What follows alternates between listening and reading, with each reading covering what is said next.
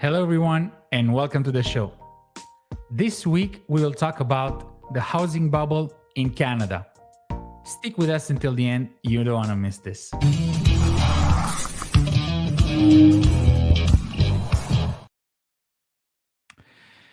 Chris, Canada's housing market has experienced a period of correction, but some say it's still in a wait and see mode.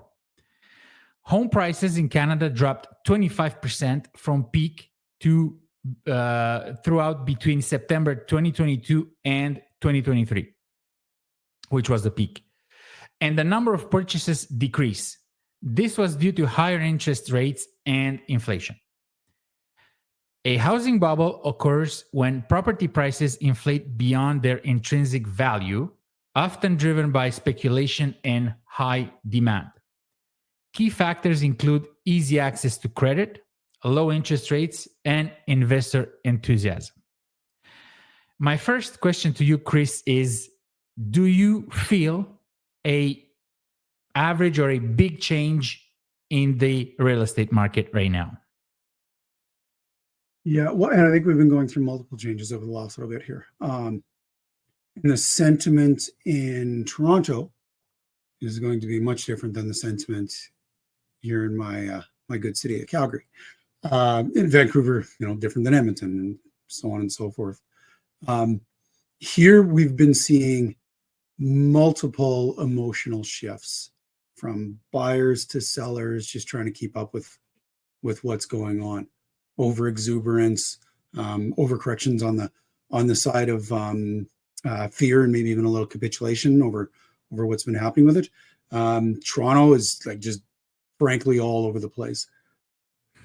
I think there's been some definite shifts in the market corrections that we've seen here after our big hikes, our low inventory, our increases in sales. But I think we're in a little bit of a lull here in Calgary and Edmonton. May see that lull coming up a bit next year. And then I think we're probably going to start seeing some more increases in these two markets and perhaps in the prairie, throughout the prairie provinces as well. Yeah, that's a very good point. I want to show you something. So I found this article very, very, very interesting. It's on Investopedia, which usually it's more like stock market, but this was written a few days ago. And the article is what causes a real estate bubble. And I just want to point out the phases and the causes. So the causes can be easy access to credit and low interest rate. That we know that happened especially during the pandemic period, and also high demand driven by speculation and investor enthusiasm. And this was something that you said a few weeks ago, and I wanted to come back to be more precise because I believe you have a very good insight. So you were telling me that in Calgary, in Edmonton, but especially in Calgary because you're there are a lot of investors who came from other provinces to invest in Calgary. Can you be more precise? What do you think that caused to the Calgary market, for example? Well, I think primarily it was born from three things. Fear in the Toronto market. I think people have started to see people who do investments there. I'm not going to call them investors. People who do investments there, starting to see some downturns and then fleeing from that market in anticipation that that's what's going to continue there.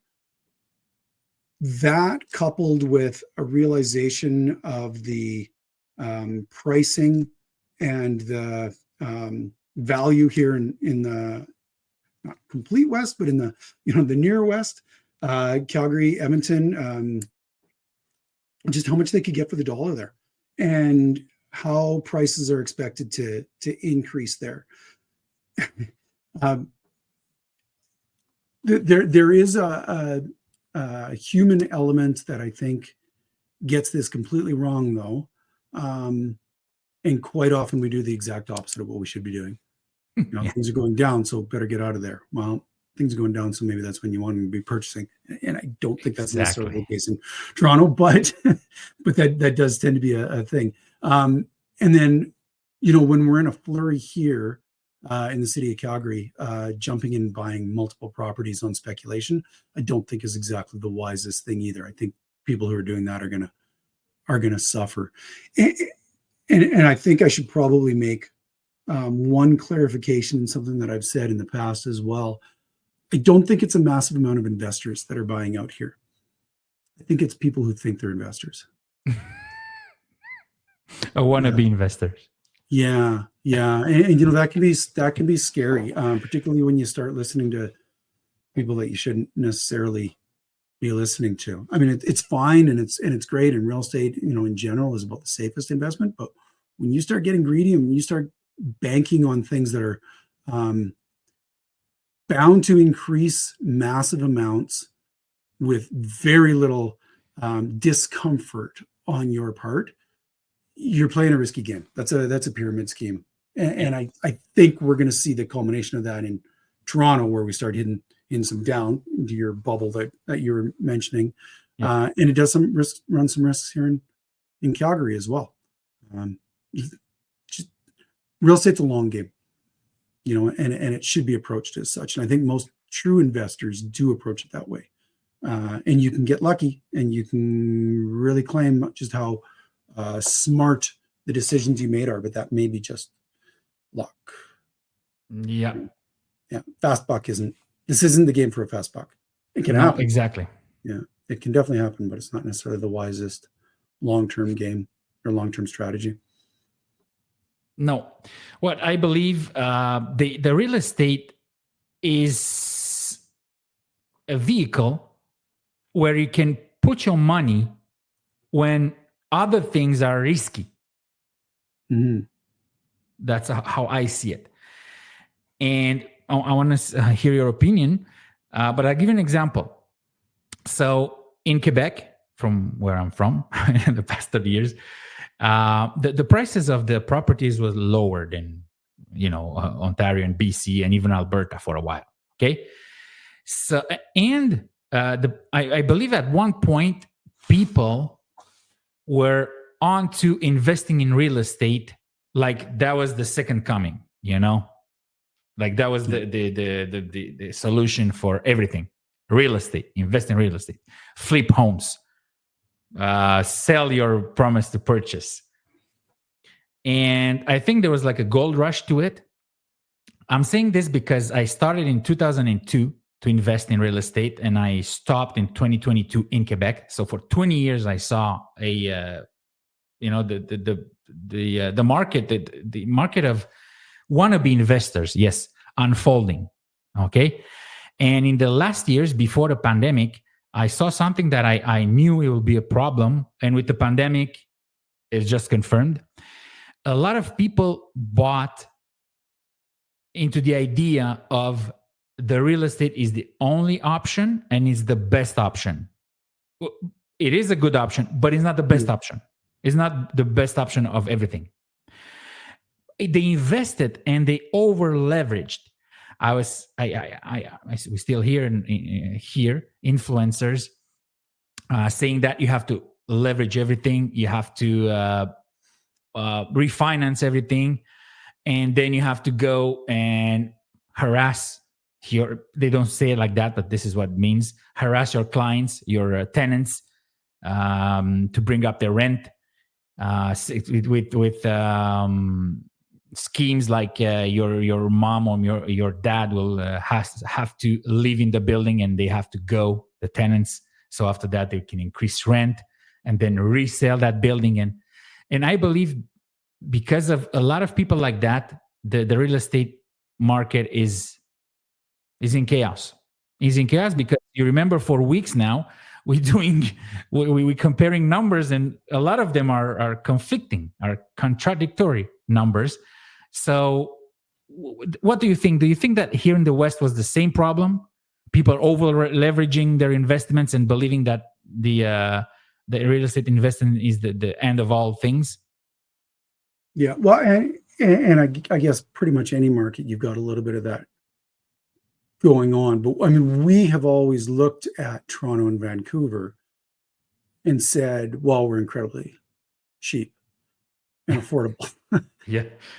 But Toronto and Vancouver are only two cities, and they are two wild and crazy cities where, you know, exactly what you have been talking about has been going on for a while there. So they're a bad comparison for us.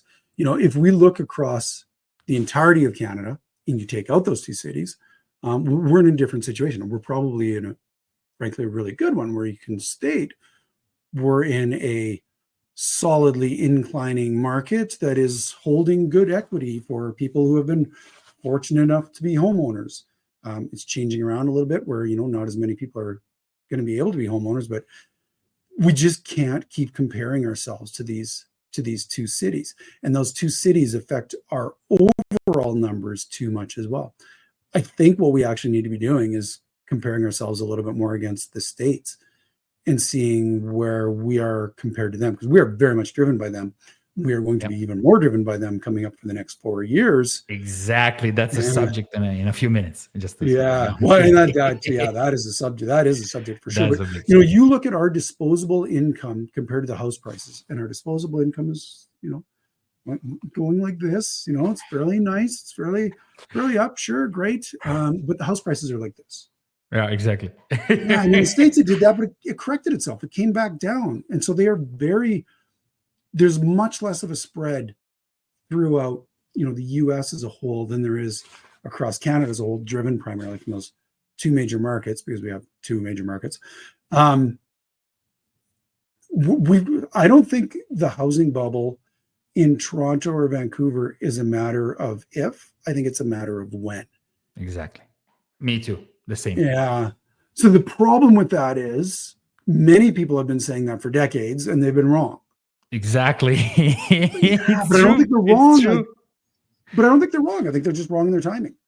It's held on for longer than anybody could have expected. But, you know, just because you're holding on to a balloon and you're going up and you're holding on to that balloon, that's fantastic. You're getting a hell of a view. You can't hold on forever. Exactly. And I believe that, and I hope I'm wrong. I believe we're starting a recession after the Christmas, when, you know, people buy because of Christmas and New Year's and emotions. I would say February, March next year we'll hit a big one. And I hope I'm saying this because I usually don't say that, because, you don't know the future, but I'm taking a risk. We are pretty close of bad times, and that's one of the reason I also moved to Alberta. But our Alberta's times are not that bad, and we will come back with the Keystone project. I think here in Alberta, we're going to remain fairly decent. Yeah. I think we're in a good spot. Yeah, me too. Edmonton, Calgary, even the prairie provinces. Yeah, even Saskatchewan. Yeah, exactly. Toronto, Ontario, exactly. Not so much. I think they're higher risk. This is what I say as well. Alberta, Saskatchewan, agriculture, oil and gas, and working people can do attitudes, positive attitudes, not playing victims, which is very important in a mindset. So let's talk about the phases of a housing bubble. So the first one is expansion, when prices begin to rise as demand increases, obviously.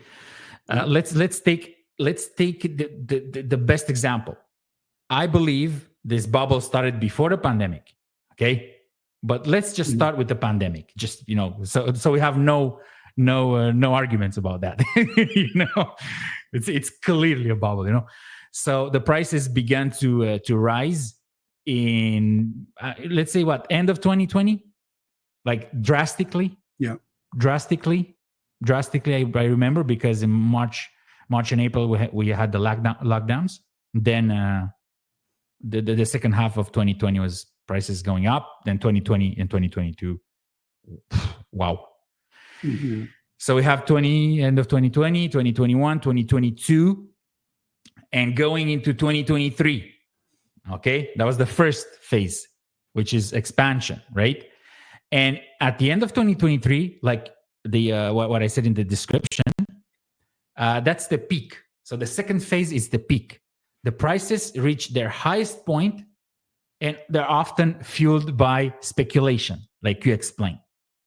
Okay, speculation because the rental market, because the low inventory, whatever. Okay, but there's the peak that is reached in the second phase.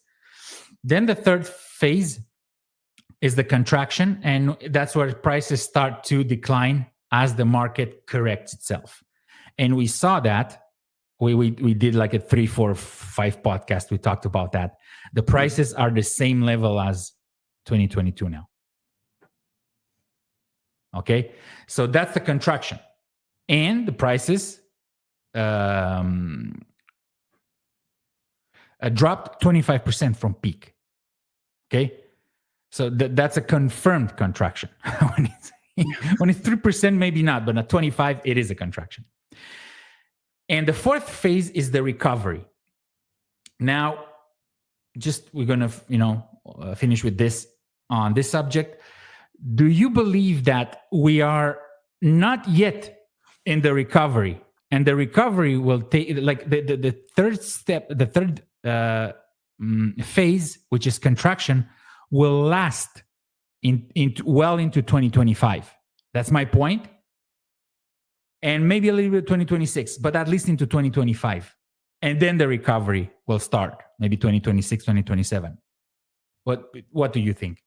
Well, I guess depending on where you're looking at, like Calgary, Edmonton, Prairie provinces, I think we're going to see a little bit of a softening and a flattening of our market. I think we're going to see some increases next year. Nothing crazy like we've seen over the last bit, right? But I do think we're going to see some of those. Toronto and area, I think they're going to hit a false bottom. I think they're going to start recovering again, and there's going to be some false sense of security, and we're going to start seeing things kind of happening again, followed by a big old drop. That's what I think is going to happen. It's going to come back down again, and I think they're going to have a few years. Now, how long that little recovery thing lasts, I don't know, and how that affects the Canadian market in general, I don't know. I think there's been a few things that have just really messed with the natural flow of things over the last while. You see those mortgage stress tests that have been placed in. We're going to talk about the next subject. Well, and the first part of that was the interest rate increases that were going to be coming, and then COVID. Okay, so now we don't have these things that were naturally going to be happening. We've got, coming back down to a lowering again. Government pouring out money to anybody and everybody. Exactly. In a lot of ways. Trying to keep the economy going, trying to keep spending going, doing all of these things that artificially inflated the economy again, and the real estate market in general as well.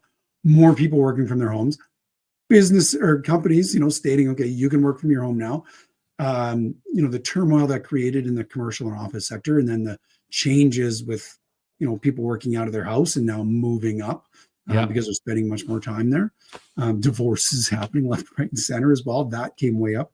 Now you got home sales happening with that. Like all of these things that just kind of, what the hell happened to our economy, driving things up. And now what's going to happen with it?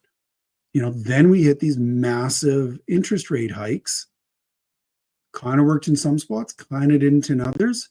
Toronto definitely felt some effects. We've got some stuff coming up here with it, with mortgage renewals and that, which I think is where you're going to be going with that stress test, mentions that you were talking about earlier. Now we got a new U.S. president coming in, and tariffs and or potential tariffs, or tariffs on some stuff, not on others, although he's claiming 25% on everything. I mean, that will have an effect. If I'm a multinational manufacturer, I am not jumping in and spending millions of dollars on a plant that exists, or building a new plant, or doing anything until I know what the hell is going on. I cannot afford to be forecasting with a crystal ball where that market's going to go. I'm going to be holding tight. That's going to have an effect. That's going to have an effect. Toronto, Ontario, car manufacturing, like all of those different things that happen kind of in that area. A lot of the manufacturing happens in that area. Yeah. That's Yeah. Remains to be seen. It remains to be seen. I believe that the manufacturing, it's something very important for Trump. And, there's a lot of people that say that he will use the French shoring, like if you build it in Canada or in Mexico, you can bring it into the US with tariffs. Yeah. In order to encourage the company to come back to the United States. But I also believe at the beginning, there is a risk that with his strong ego, he'll try to push his agenda, which is manufacturing in the United States, and that will hurt a little bit Ontario. Yeah, which has a lot of cars and what. Plus, why I'm saying this, because Trump really targeted the Chinese manufacturer in Mexico. You understand? So directly targeted them. So if that's 1 + 1 = 2, there's another few manufacturers of cars in another side of the border, on the north side. So that's a good point. I want to see how that plays out. Let's finish with this subject, and then we'll go to the other one. So yes, as you are right. I don't know if you read this article, but Remax, which is the company that you work with, is predicting, and that's yesterday. It's predicting a seller market in Edmonton for 2025. You know what? Go figure it out. It applies now, because the rising prices has complement for incredible activity, lower supply. That we know, the low supply. He said a balanced market will be 50% sales and 50% new listings. Edmonton has consistently tipped towards more sales than listing over the past several months, hitting a fever pitch of 84%, which was up from 70% in September. So right now it's 84% sales and 16% new listings, it means. Also,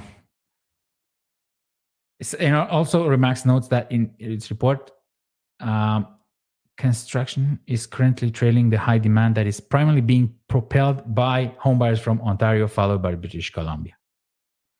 So I just want to close this. It's exactly what you said.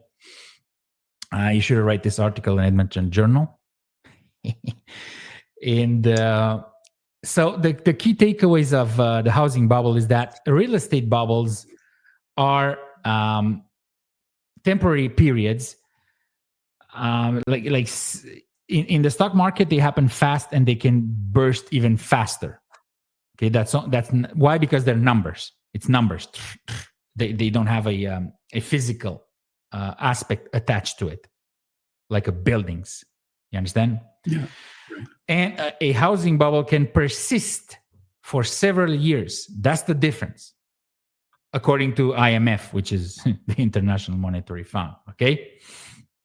So these bubbles are caused by a variety of factors, including rising economic prosperity, but that was not the case. Low interest rates, which was the case. Wider mortgage offerings, and easy access to credit, which was the case for 2 years at close to 0%. So this being said, we will see what happens with the housing bubble in Canada. And you touched on the stress test to continue on the same subject. So the stress test is will not be required for the people who direct transfer mortgages. Can you speak a little bit about that, Chris?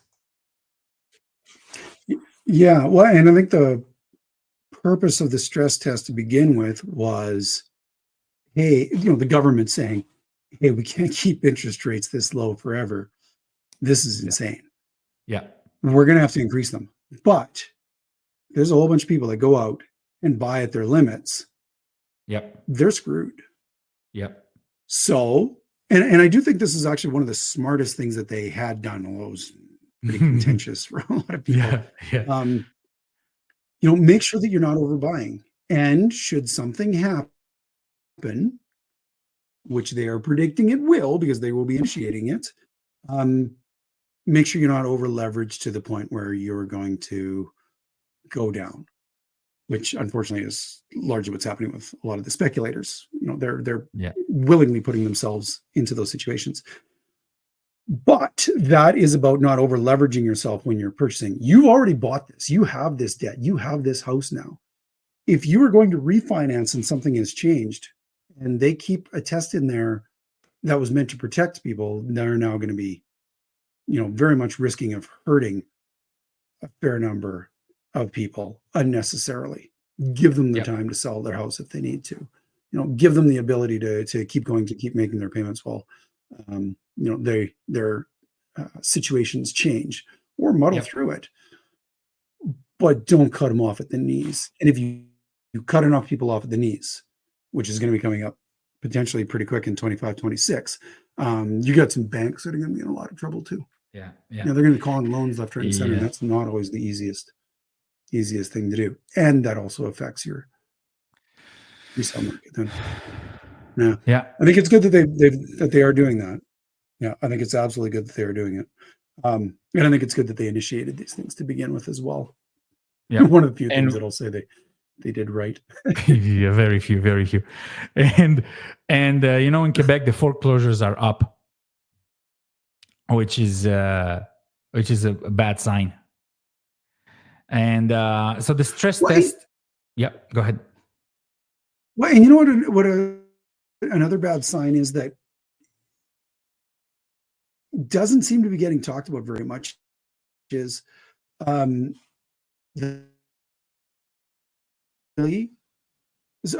debt primarily revolving around businesses. Like, we're not seeing a lot of foreclosures, which is good.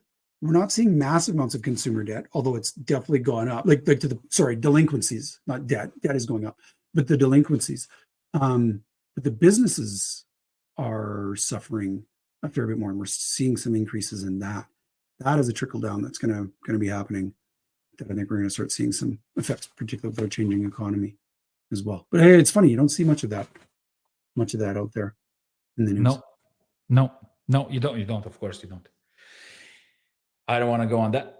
Why you don't? But with the stress test. So the stress test is. Sorry, I digress. Exactly. Good idea. So the stress test, it was something that was applied by the banks, which was mandated by OSFI, and that was basically qualifying people on a higher interest than what they really paying. So if the interest rate was 1.5 back in 2020, 2021, 2022, for example, then the stress test, the interest rate would be, let's say, at 4.5. So people were qualified for 4.5 percent of interest. When, for example, they want to change their bank, they couldn't without passing again through this process. And what this does right now is that it will allow people to directly transfer mortgages from a bank to another bank without this stress test. Which, your point, not it's quite very as easy, good. But... No, of course, it's not that easy. I understand. It's true. True. But theoretically, it's easier. Yes. Yeah. One less very large barrier in there that would prevent a lot of people from even attempting it. Hey, I got to qualify this. I don't think I will be able to, so I'm not even going to try. But just switch around banks. You're typically looking at some sort of payout penalty if you're doing anything early. Sometimes it pays off, sometimes it doesn't. You got to go through the whole process again. So you're, qualifying, getting your NOAs together, all that good stuff with your mortgage broker to flip you over to somebody else. There's a bit of work in it for sure that people don't necessarily want to do. But, the alternative quite often with the banks has been charge a higher rate. Yeah. Make a little more money. We don't have to offer quite as much as we do to make sure that we keep them, because we know that there's a few other barriers to there. So yeah, with that gone, I think you're going to see more competitiveness with the banks, and some of these 5-year mortgage rates maybe coming down a little bit. That'd be nice. Yeah. Chris, we finished this subject. Let's change to our dear neighbor, United States, and why the real estate stocks, maybe a new word, real estate. Both are expensive. Exactly. Took a hit as developers cheered Trump. Okay. So this happened when Trump was elected. Some stocks went up, some stocks went down. We remember we talked about Tesla, for example, or AI or cryptocurrency went up, and real estate took a hit. And I believe that's because of the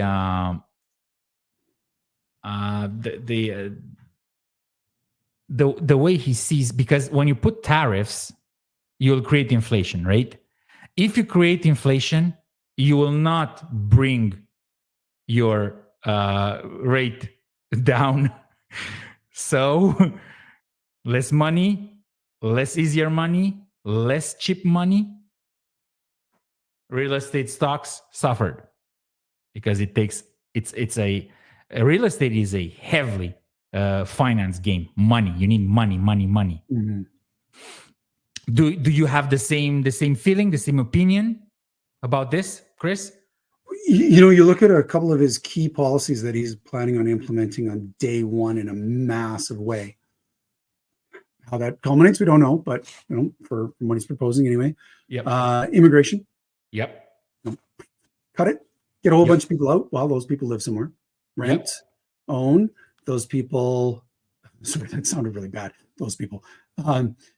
These are largely people as well that are working in construction.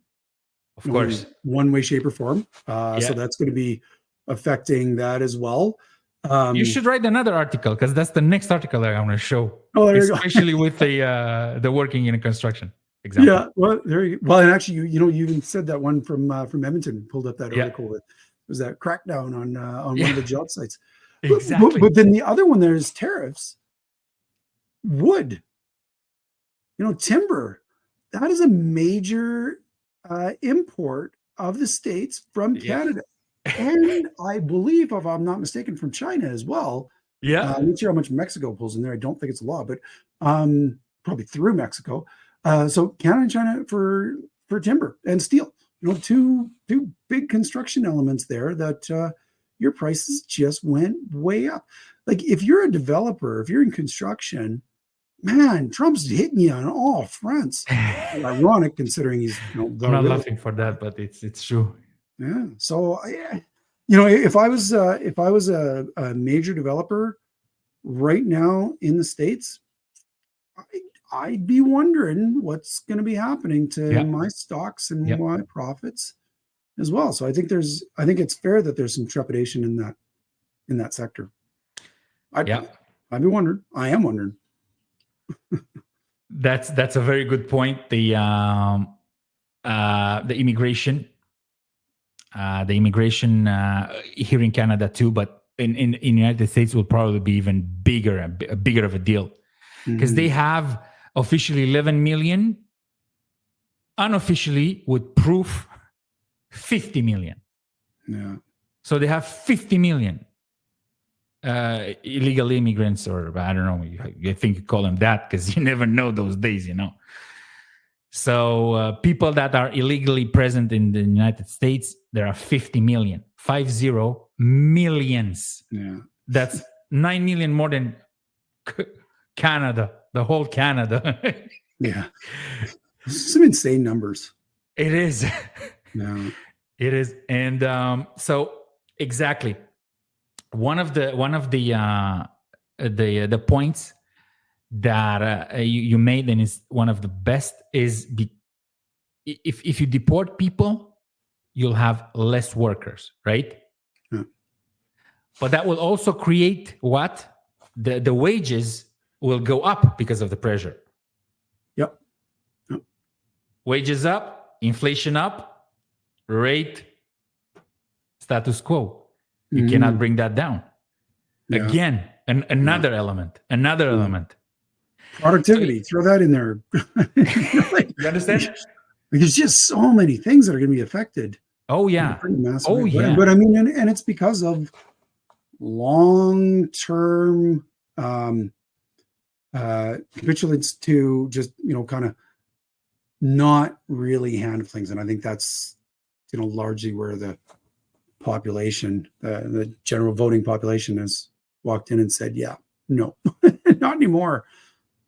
Yeah. Yeah. And let's continue with this, Chris.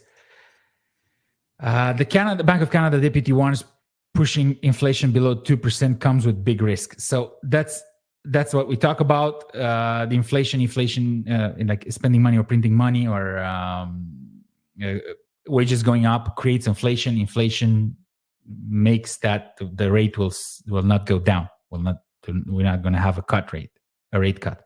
So, and there's another thing. When consumer, that's another element. We're talking about elements.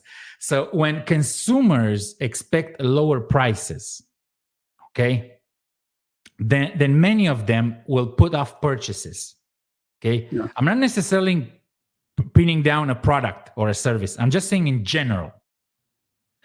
And as demand weakens in response, businesses will lower their prices. It's the way it works. It's very simple. It's physics and mathematics. Mm-hmm. So this could lead to a deflationary cycle, and which can be extremely difficult to escape.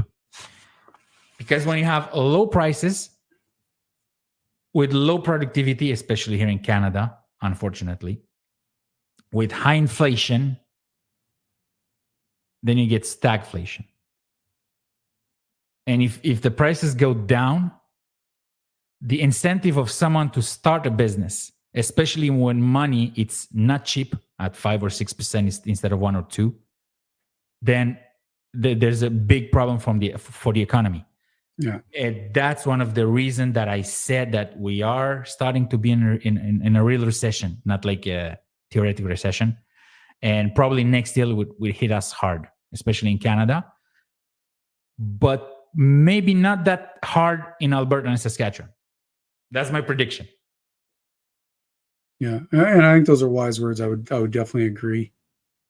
What they did. I mean, who knows? At the end of the day, there's of course 48 other elements that get thrown in randomly that don't even feel like they've been discussed. But yeah, I mean, that it would kind of make sense. And I think our fair province of Alberta here is doing a lot of things right, and they're getting tough and aggressive. Yes. I don't think they're doing everything right. No, of course. They're humans. They're humans. They're not God. Yeah. The politicians. Yeah. For sure, politicians are not God. Okay. Yeah. But we're not falsely driving an economy by printing money or financing empty real estate buildings. Yeah. Like Vancouver and Toronto. Yeah, right? Like whoever thought a whole government could put their entire economy on a visa? But it feels like that's what we've done. So that ends up with negative effects after some point. You got to pay the piper. Eventually you got to pay the piper. But yeah, no, I think we're going to do pretty well here, though. Longer haul. Hopefully. Yeah. Fingers crossed. Exactly. Yeah. Exactly. And this is what we're going to finish with this subject. So Mr. Mendes says that allowing for a period of price declines may sound tempting, but it would ultimately be more painful for Canadians. It's exactly what I explained. Okay, there's no incentives basically. With expensive money, with prices going down, with production going down, I don't want to think about it. Okay. Yeah. Yeah. I don't want I to think think certain about it. things can and have to, food's gotten ridiculous. Yeah, it's true. Real estate is expensive. Real estate, that's good. We're at Costco yesterday. I don't know if I could say Costco in here, but oh my God. Looking at the beef, oh my God. That is crazy. It's like looking at the graphs of Toronto house prices. I just can't continue. Diamonds is like looking at diamonds. Jewelry. Yeah, I'd rather get the diamond. Me too. It'll last longer. It won't sustain me quite like the other one. Diamonds last forever. But yeah, it's kind of nuts. But I mean, certain other aspects like housing and that. Yeah, it's tough because it has to come down, but it never should have went up. And so when something like that comes down too much, as great as it is for one, it's really horrible for another. You need everything to be going up just like this, not like this and then coming down like that. So back to the original topic of the conversation, I guess. Toronto and Vancouver, precarious. Yep. So Mexico warns Trump proposed tariff would kill 400,000 US jobs and threatens retaliation. That was the article that was written today, and I wanted to do a subject as a bonus. And let's talk about it, okay? So Trump said there will be 25% tariffs on everything in Mexico and Canada until both countries deal with their immigration problem. Mm-hmm. So let's think about 25. So everything that we sell to the States will be 25% more. That is what the company will pay, right? The company that buys that. Yeah. It's very complex. I don't want to do it today with tariff complexity. The point is that will also create inflation again. So this is the fourth time of big element of inflation. Tariffs, right? Yeah. And it's very, very, very destructive, but can also be very, very good. That's why I don't want to go. I don't want to go into details. I just want to talk about Alberta now. I believe that Trump will probably not maintain 25% on any of the products, but I believe he will keep some percentages on industry that are important for the states, like manufacturing. I'm not saying 25, probably 5, 10, we'll see. Hopefully 0. And other provinces like agriculture, milk, you understand?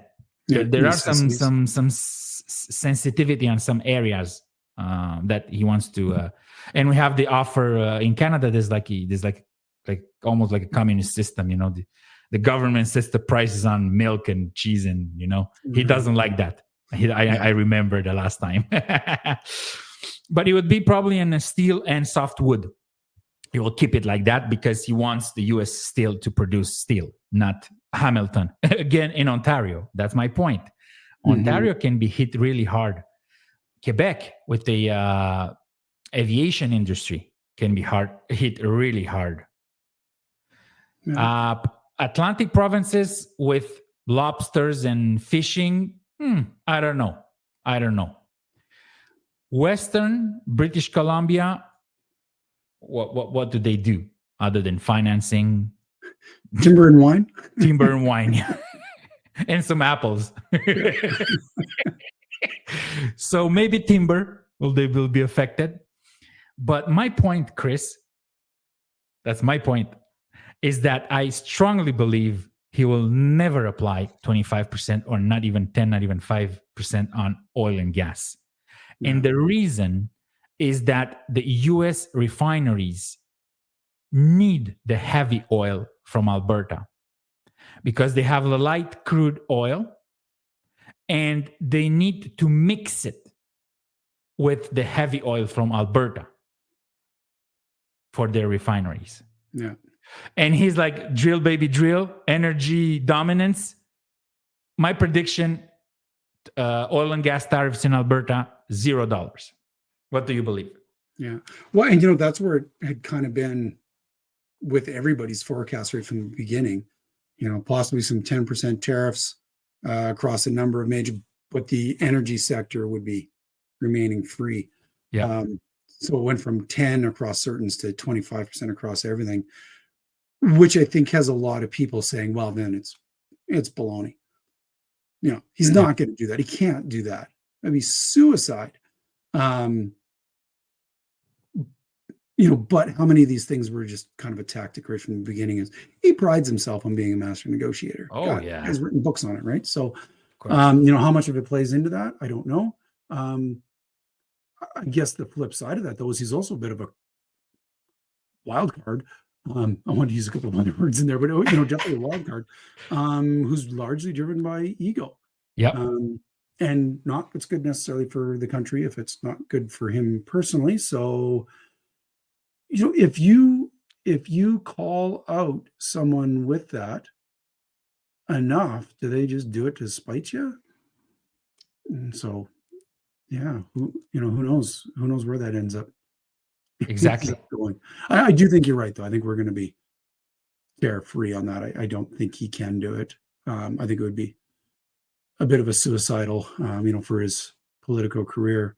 But hey, crazier things have happened.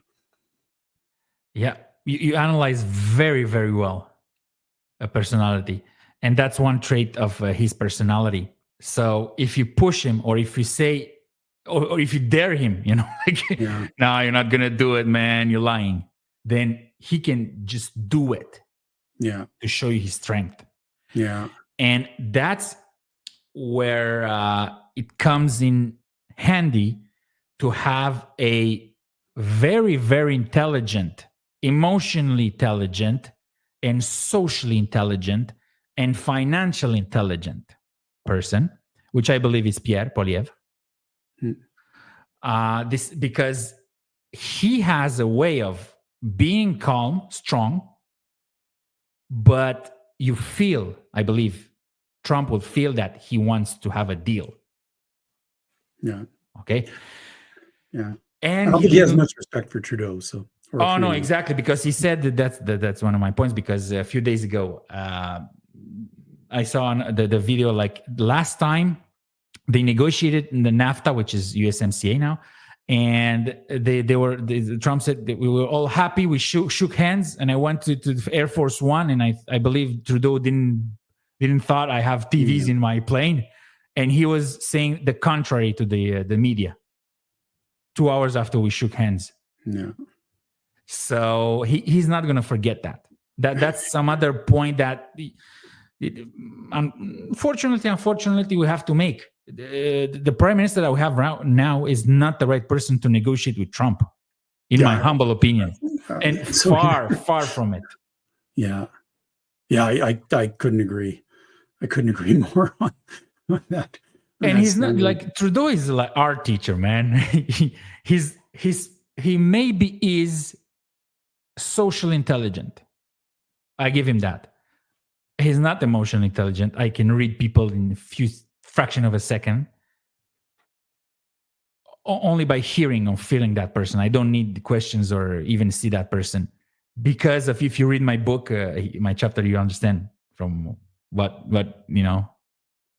trained me so much, what situation life trained me so much. So this social intelligent, you can have fun, you can give away friendship bracelets at Taylor Swift concerts. It's good. It's good for you. You can have a nice socks and like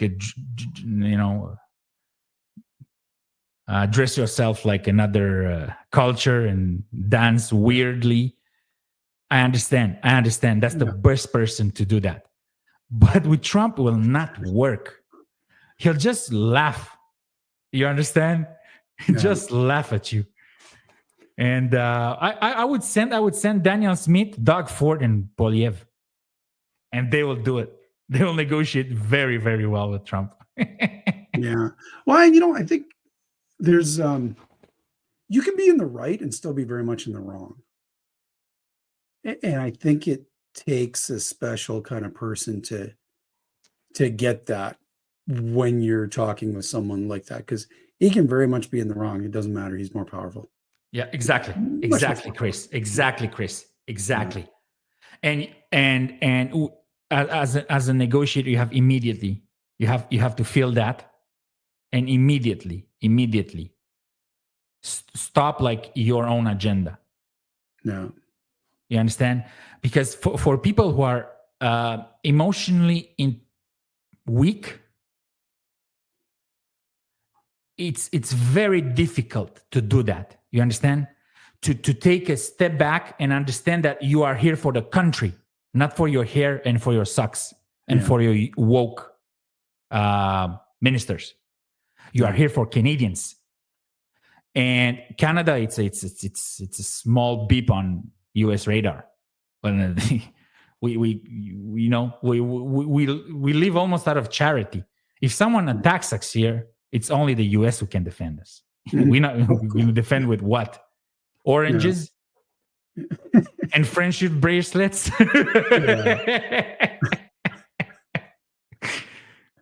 Yeah. I don't think we're going to be shooting them with friendship bracelets. No. Oh, Chris. Yeah. So we had a good laugh. I finished all my subjects, all my points, my talking points. Do you have something else to say, to add? Just looking forward to next week's chat. Me too, man. Me too. I really like this. So I would say thank you, everyone, for listening and for your support. And I hope you have a phenomenal weekend, and see you next time. Ciao. See you guys.